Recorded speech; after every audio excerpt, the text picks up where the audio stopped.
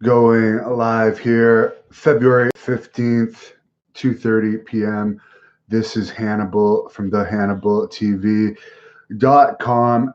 SmackDown's ratings are already out last night. They did a 0.7 rating, down 6% from the previous week when they had Bill Goldberg appearing. So the SmackDown rating fell despite Hulk Hogan having an appearance on the show.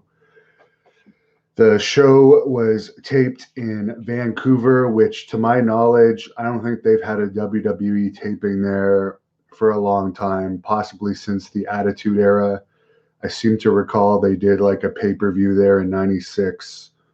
Then a few years later, there seemed to have been a Raw there or something during the Attitude Era, but there hasn't been like a major WWE show in Vancouver for a very long time. Dave Meltzer is reporting that it's going to be AJ Styles against The Undertaker at WrestleMania this year. AJ Styles, of course, you could watch me wrestle him and pin him twice in one night back when he was New Japan Pro Wrestling IWGP champion right here on the Hannibal TV. I also wanted to bring up a few weeks ago before the Royal Rumble, PW Insiders Mike Johnson had reported that Sting was going to appear on the Saudi Arabia show. I haven't seen any evidence so far that Sting's going to be in Saudi Arabia. I know Hogan and Goldberg are going to be there. AEW tickets went on sale yesterday for the Dynamite tapings in Philadelphia and Boston, as well as their Memorial Day pay-per-view in Las Vegas. Last time they went to all of these towns, they had same-day sellouts. According to reports, they sold about 6,000 tickets for their Double or Nothing Memorial Day pay-per-view in Las Vegas, and there's no reports on what their sales were in the other two towns. AEW made Nyla Rose, the transgender wrestler, their champion on Dynamite last week, champion of the women's division, that is. And it had some negative feedback, including negative feedback from people like Val Venus, that I think had more of a problem with someone born a man being the champion of a women's division. Val Venus also pointed out Impact, for example, has a women's champion of a men's division. It's like there is no actual divisions for genders anymore in wrestlings. And I guess Dustin Rhodes was upset about this. He put out a tweet saying, "I'm sick of this transphobia crap. My son is trans, and it saddens me to see so many hateful people on the attack. Get over yourselves and STFU." To me, first of all, transphobia means you're afraid of transgender people, like arachnophobia. You're afraid of spiders. For me, for instance, I'm just not interested to see the mix of the various genders. I want to see one gender in each division. That's me personally. Doesn't mean I'm afraid of transgender people. I don't care what transgender people do. I think the transgenders should have their own division, but I understand why they do it.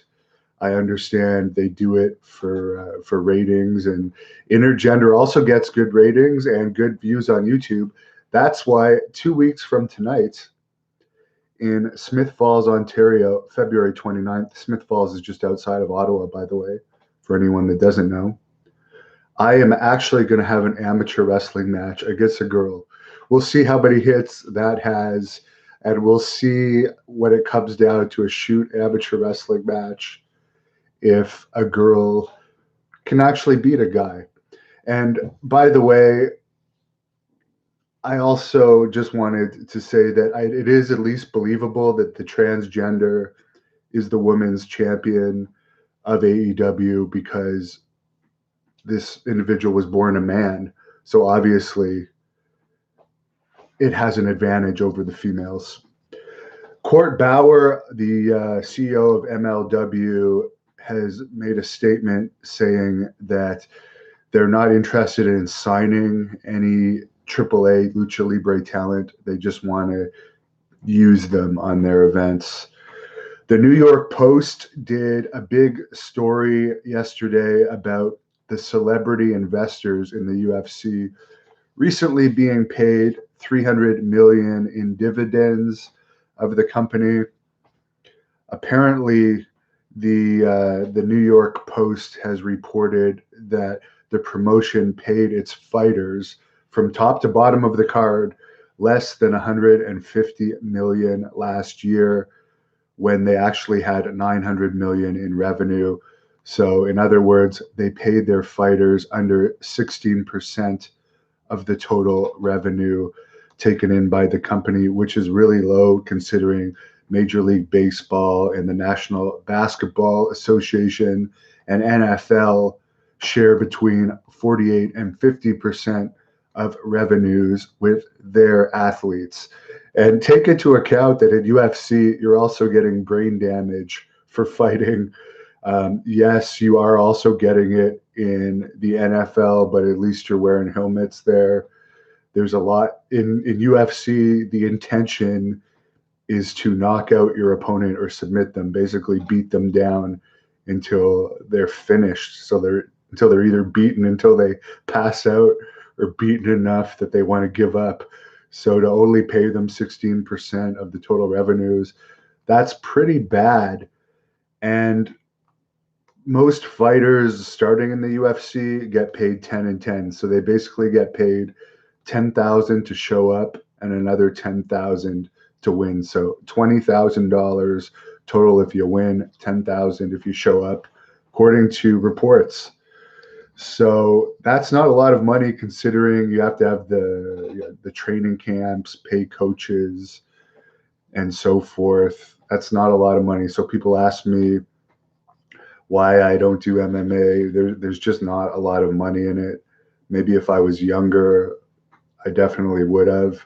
If I was younger and wrestling was what it was now and MMA was what it was now, definitely I would have gone into a different sport because wrestling sucks now and MMA is a lot more popular.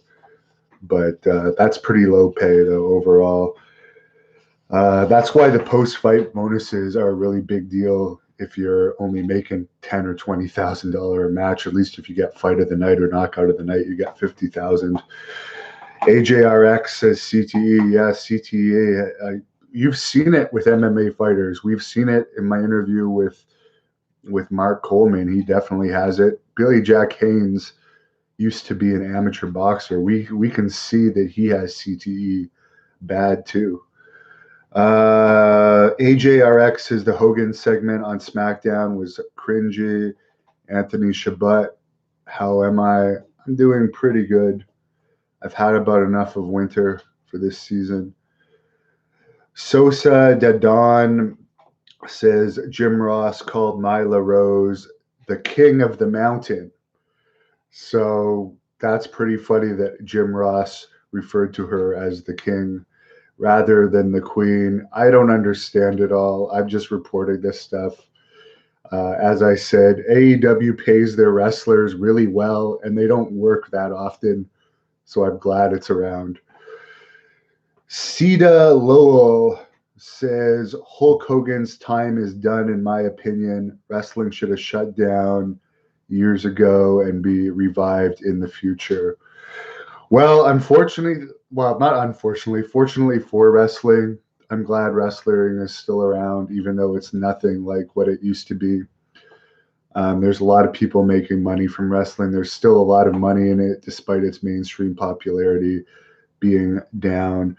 Ryan Skeffers says Hogan was too old 15 years ago. It's cringy. He isn't relevant. He should be promoting Balor, Cole, Dream. They should be promoting Balor, Cole, Dream, Ricochet, even the guys who are near 40, like Joe, Rude, Styles, not Goldberg.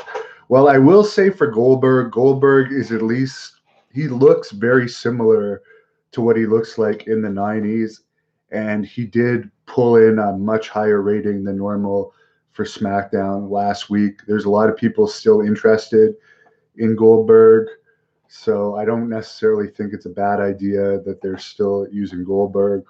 Hogan, on the other hand, I really don't want to see him back in the ring. The guy has had like 10 back surgeries. His last match in TNA, which was a long time ago, by the way, like 10 years ago, was also horrible and was a tag teams type of match. So why would he want to, at 66, wrestle the 75-year-old Vince McMahon at WrestleMania in Tampa? I could only assume for the payday, but it doesn't appear like that's going to happen. But never say never. We're still a ways out from WrestleMania. About Funk says, my uncle definitely had CTE. He was a Chicago Bear in the days with no face shield. So it's definitely around in the NFL, but at least those guys are paid huge money. And I hate the thing is in UFC, you also have to spar in training. And I can tell you right now, I had 3 kickboxing fights last year in the period of 2018, 2019. And I can tell you right now, I definitely had 1 concussion in one of my sparring sessions. I sat down after the sparring session and the room was literally spinning around me. So you have to take into account sometimes the sparring sessions are actually harder than the actual fights themselves. But that's it for today's update. I'll be back later with the XFL results. Yes, I am going to continue reporting on the XFL. If for the wrestling fans not interested, just don't click on them. My Sabu Shoot interview is up. And again, 2 weeks from tonight, if you live in the Ottawa, Kingston, Cornwall area, make it down. GNW, Annihilation, Smith Falls, Haku, the Barbarian, Too Cold Scorpio, the Blood Hunter, Lufisto, Carl LeDuc, Jeremy Prophet, Jessica Black. It's going to be a huge card. Meet and greets are included with all ticket prices. Last question, devious one. Do I get XFL in Canada? I don't have cable. I pretty much just watch YouTube and Netflix, so I've only seen the highlights, but we do get Fox and ABC in Canada. It does play there. I think ESPN is one of the more specialty channels. And Andrew Mikado is answering right now. We get it in Canada, watching the New York versus DC game right now, and Nick Pelton also confirms that. So have a great afternoon, everyone.